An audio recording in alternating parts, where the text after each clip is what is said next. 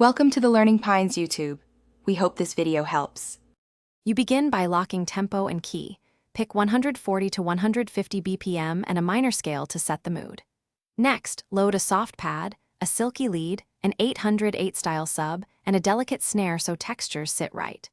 Once done, sketch a 4-bar chord loop and a simple melody. This gives harmonic space to build on. Make sure to place a basic drum pattern now. It anchors groove and informs arrangement choices as you move into the core.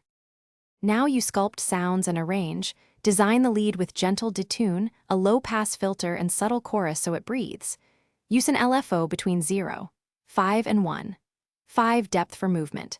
Then layer percussion, tight hi-hats, clap variations, ghost snares, and an 808 with glide to create pocket and bounce. Once those elements are solid, play sections. Intro, verse, build, drop. Make sure to use 16 to 32 bar blocks so transitions feel natural and the track breathes.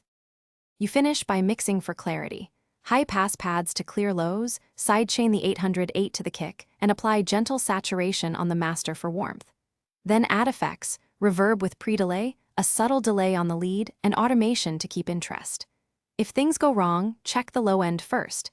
Narrow cuts around muddy frequencies and verify phase coherence, especially under 100 Hz in mono.